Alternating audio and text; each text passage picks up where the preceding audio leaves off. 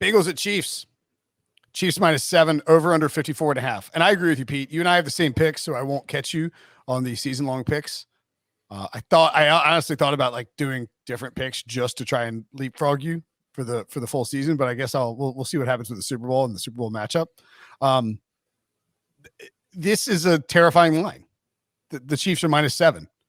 It is juiced to the Chiefs now on Caesars. Chiefs -115. That over the total has climbed.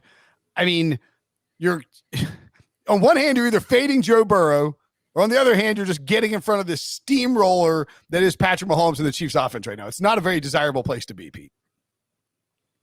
No, but I still think when you look at this game, it's a problem for the Bengals in terms of their offensive line. They were bad last week. By the way, congratulations, spinning tops of the week, you won. And it wasn't just the right guard, Adeniji, who was terrible, but the left tackle, Jonah Williams, was just as bad. So how do you protect him? Well, the thing is, he's great in empty. Joe Burrow is one of the best quarterbacks in the league in empty. But when you go empty, that leaves them vulnerable to the sack. Now, some of those sacks were on him, but I still think they're going to be able to hit the shots down the field. I think they're going to score. We saw the Chiefs. They can't play defense on the back end. Honey Badger's going to be back. He'll be back in the lineup. That'll help them. But I still think the Bengals are going to score. I think the Chiefs are going to score. I think it's going to be close. I think the Bengals are going to hang around, and it's a touchdown. So I'm going to take the Bengals as one of my best bets. But the best bet of all of them is the over in this game. I cannot see this total. I didn't see the Bills and Chiefs having any chance to go under. It didn't. This isn't going under. I think this is going to be an over. So my two best bets here are the Bengals and the over.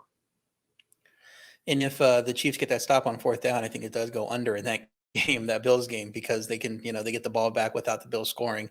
That kicked off the 25-point, slugfest or however many it was back and forth at the end of the game. So I think that game would have come under, surprisingly, if not for that fourth down touchdown to one of the four to Gabe Davis. I also lean to Cincy at +7. I'm waiting to get 7.5. If it was 7.5 on this show, I'd put them in as a best bet. I also like your over. I'm leaning that way too. Cincy hasn't been at its best in the playoffs, but they're managing wins. And I think what happens if they get things click, and they become the team that did beat the Chiefs a few weeks ago. Needed a goal line interception against Vegas to secure their first win. Tannehill needed the meltdown for them to get the second win. But Burrow's been playing fantastic when he's not on his back and he's not getting sacked. Tennessee is 10th in adjusted sack rate, while Kansas City is 28th. So I don't think Burrow is going to be on the ground as much in this game. And Kansas City's offense has been lights out, but play in the D is a problem, like you said. Even if Matthew's back, he's been on the field for most of their struggles in the second half of the season down the stretch. So it's not like, he's the magic elixir that's going to fix this team. Since he's going to come into this game with confidence, knowing they can beat the Chiefs because they already beat them. So I think 7 is too many points here. I know the Chiefs are a better team. Knowing that since he can score points in bunches, they're going to be able to get explosive plays and keep it close in the second half. So I would lean to the Chiefs, to the Bengals as well. And like I said, 7.5 is where I'll play it. I have a few prop best bets in this game, but I'll let you break down your picks, Brinson, before we get into props. Yeah, I'm on the Bengals too, catching the 7. Clearly, you'd rather have 7.5. This line hasn't moved, I don't believe, to 7.5, right? Or did I miss it? And there was no, I think it opened 6.5 and quickly got up to 7 as people back the Chiefs because you can't put it at 6.5. But then the books are scared to put 7.5 out there because they don't want to get bet back down the other way. Because people will do that. They'll be all over the Bengals at 7.5. Yeah, I think that's it. I think you're just going to see the juice kind of flipping and flopping on both sides throughout the course, throughout the rest of the week. Obviously, Friday if you're listening now, or Thursday if you're watching on YouTube. By the way, if you're watching on YouTube, we are giving away a $100 Paramount Plus gift card. It's basically a year's worth of free streaming access to our premier streaming service. Hit the like button on this video and type P+ in the chat to be eligible. They're just not going to give you 6.5 and 7.5 because if you do that, then all of a sudden, you have that option where people could end up, getting both numbers, lands on 7, and boom, people cash it. I don't think the books will want that to happen. They'll just keep moving the juice, letting people bet it on both sides. I picked the Bengals and 49ers to be in the Super Bowl before the playoffs began, and I had the 49ers before the season began. So I kind of feel like I have to ride it out. But man, I don't mind taking the Bengals +7 at all. This is Joe Burrow. We talked to, at length about how he performs in these must-win games.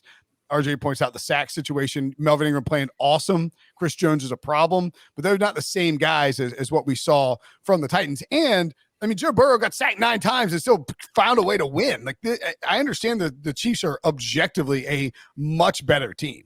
I mean, they just, when you look at the stats, the analytics, everything, the Bengals are like bottom half of the league in DVOA, including the playoff games. But I just don't have any interest in fading Joe Burrow. This guy just wins games, and he's an absolute stone cold killer.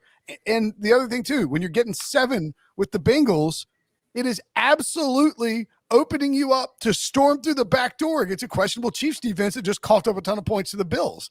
So I just don't see how you can – I don't see how you can't take the 7, which makes it, I guess, a little stinky.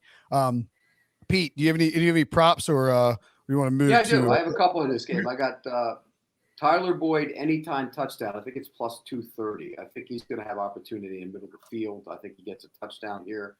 And the other one, I have Mixon over total yards combined. I saw 89.5. I don't know if that's the number we have now, but it's got to be in the ballpark. So I would take those.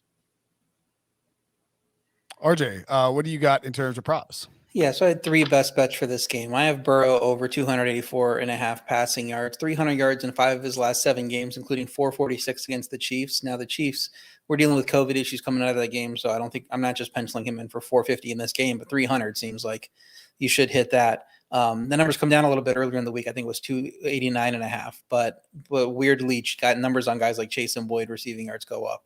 So I don't know. It seems like the market's moving a little bit against Burrow's over. And at this point, 284.5, I think he's a good value, knowing that since he's going to have to throw a lot, volume's going to be there for him to get to 300 again. So that's one. I like Kelsey to go over 74.5 receiving yards, since he allows the 5th most receiving yards to tight ends in the regular season. Kelsey only had 5 catches for 25 yards in the first game between these teams, but that was his first week back from COVID, so a little bit limited there. He's also scored in 5 straight, but I believe the anytime touchdown odds are like minus 150, somewhere around there. That's a little steep for me on a tight end prop, if you're not talking about a running back who is going to see it. But, he sees as many goal line looks as about anybody's on that field. So maybe you play that too.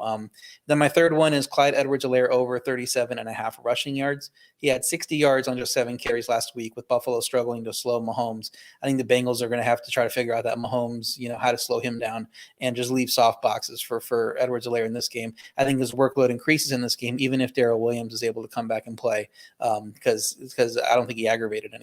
Last week, I think Clyde Edwards-Helaire looked fine. And since he allowed 125 yards on 17 carries to Williams and Gore in the first meeting.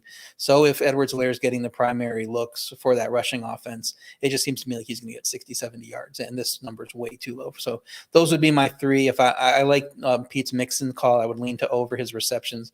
It was 4.5 at big plus money earlier. Now it's 3.5 at big minus money. So I just think he seems like a 6 catch type of guy in this game.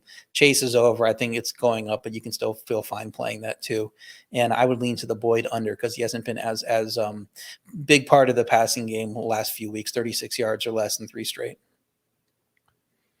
I actually am going to go with the Clyde Edwards-Helaire under 37.5 rushing yards. And that's because I think there were multiple games. I find it hard to believe that the Chiefs could run away with this game, obviously, and then that would be a problem for Edwards-Helaire.